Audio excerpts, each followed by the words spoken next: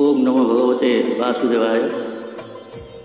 भगवत भागवतानांच मुखस्खलितम् अक्षरम् त्रिअक्षरं महाबीजम् अनंतं तम नियोजये। टीका भागवत ओडिया रे प्रथम द्वादश स्कंद पर्यंत।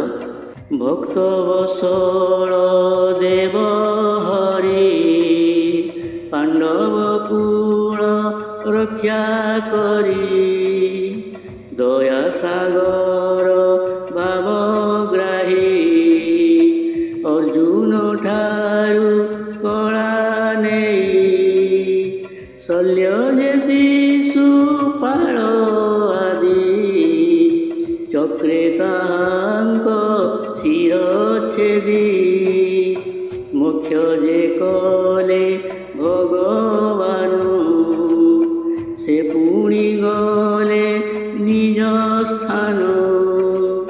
प्रथम स्कंधे ए चरित ऋणविंशाध्याय समापत।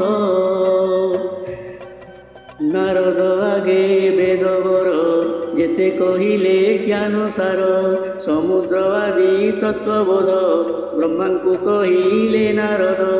खट्वांग राजार चरित 10 अध्याये भागवत सुख कहिले परीक्षिते तृतीय स्कंध भागवते। बराह रूप धरी हरि पाताळु आणिब सुंदरी विदुर उद्धव संवाद हिरण्याक्षर जे बाबध देवहूतिर गर्भगते कपिल रूपे जगन्नाथे। तृतीय स्कंधे चरित त्रयोत्रिंशाध्याय समापत। दक्ष जे प्रजापति घरे पार्वती जन्मिले सेठारे पतिर निंदा न सहीन यज्ञ अनळे तेजे प्राण।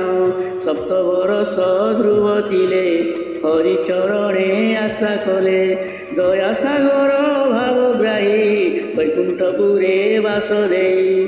चतुर्थ स्कंधे चरित 31 समापत।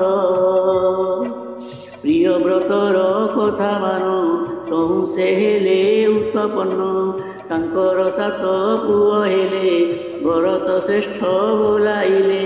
सप्तभागरे मही सर्ग पांटिण देले नरदेव रघुरूप भरतंकर ज्ञान जोगरे समाचार। पंचम स्कंधे एही कथा षष्ठविंशाध्याय शेष यथा। अजामिल जे नृपवर नृप ही होइला उद्धार यमपाशरु मुक्त होई उत्तम गति से लभई। चित्रकेतु जे नृपवर ज्ञान कहिले वेदवर। षष्ठ स्कंधरे एहारही नवदशरे पूर्ण होई। प्रहलादर छळे पुणी नृसिंह रूपे चक्रपाणी स्तंभरु होइले बाहर माइले हिरण्यसुर। आउ जेतेक राजा थिले भये समस्ते पळाइले। 15 अध्याय रे सप्तम स्कंध पूर्ण होई। गज आरत शुणी हरि चक्रे कुंभीर बध करी समुद्र मंथन जे कले देवंकु सुधा परसिले। मोहिनी रूपे भगवान मोहिले असुरंक मन जेवण रूप देखी करी मोह होइले शूलधारी। अष्टम स्कंधे एहुबाणी त्रयोविंशाध्याय शेष पुणी अम्बरीश तारण करी ପରଶୁରାମ ରୂପ ଧରି ଲଙ୍କାକୁ ଗଲା ହନୁମାନ ସେ ପୁର କଲା କଦହନ ରାମ ଲକ୍ଷ୍ମଣ ରୂପ ଧରି ଭରତ ଶତ୍ରୁଘ୍ନ ଚାରି ନବମ ସ୍କନ୍ଧେ ଚରିତ 24 ଅଧ୍ୟାୟ ସମାପତ। ଦେବକୀ ଗର୍ଭେ ଜାତ ହୋଇ ରହିଲେ ଗୋପପୁରେ ଯାଇ ଅଷ୍ଟବରଷେ ନରହରି ଅଷ୍ଟମଲ୍ଲଙ୍କୁ ପ୍ରାଣେ ମାରି ପୂତନାଦି କେଶି ଯାଏ ସର୍ବମାଇଲେ ଦେବରାଏ ତହୁଁ ସେ ଅକ୍ରୂର ଇଲା ରାମକୃଷ୍ଣଙ୍କୁ ଘେନି ଗଲା ଗୋପୀଙ୍କ ବାଞ୍ଛା ପୂର୍ଣ୍ଣ କରି ମଥୁରା ଗଲେ ନରହରି କଂସ ଦେଖିଣ ତାଙ୍କୁ ଡୋଳେ ପ୍ରାଣ ଛାଡ଼ିଲା ତତ୍କାଳେ ଦ୍ୱାରକାପୁରେ ଭାବଗ୍ରାହୀ 56 କୋଟି ଯେ ବି ଆଇ ତହିଁରେ ସୁଖ କଲେ ଯେତେ ତାହା ମୁଁ କହିବହିଁ କେତେ। ଦଶମ ସ୍କନ୍ଧେ ଏ ଚରିତ 96ରେ ସମାପତ। ସଂସାର ସାର ଭଗବାନ ଉଦ୍ଧବେ ଦେଇ ଦିବ୍ୟ ଜ୍ଞାନ ଆପଣା ବଂଶ ନାଶ ଅର୍ଥେ ବିଚାର କଲେ ପ୍ରଭୁ ଚିତ୍ତେ ଚିତ୍ତେ ବିଚାରି ନରହରି ଆପଣା ବଂଶ ନାଶ କରି କ୍ରୀଡ଼ା ବିନୋଦେ ବନମାଳି ନିଜ ଧାମକୁ ଗଲେ ଚଳି ଏକାଦଶରେ ଏ ଚରିତ 32 ଅଧ୍ୟାୟ ସମାପତ।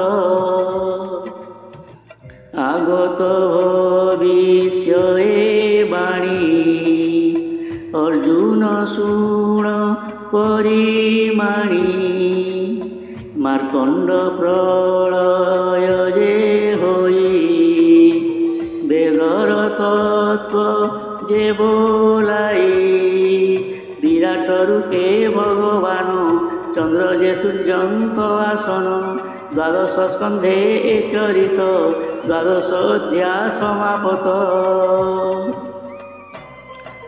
যে প্রাণী পড়ନ୍ତି শুଣନ୍ତି সকল দুঃখ নিস্তরନ୍ତି শ্রদ্ধারে যে জন পড়ই অপুত্রী দোষু নিস্তরই গোহত্যা ব্রহ্ম হত্যা মান এ সর্ব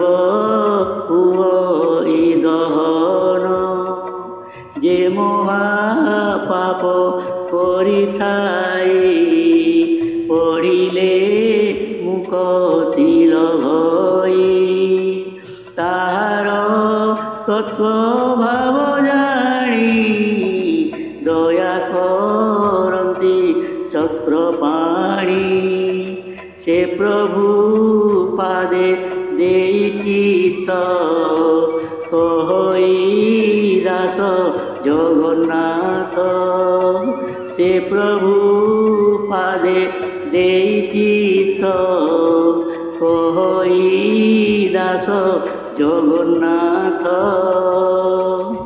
ইতি শ্রীমদ্ভাগবত মহাপুরাণে 12 স্কন্ধে সূচিটিকা ভাগবত সম্পূর্ণম। দিমেস্য়া বিরণে ভঙ্গ মুনের বিমতি ভ্রম যদি শুদ্ধম বা মম দোষো ন বিদ্যতে।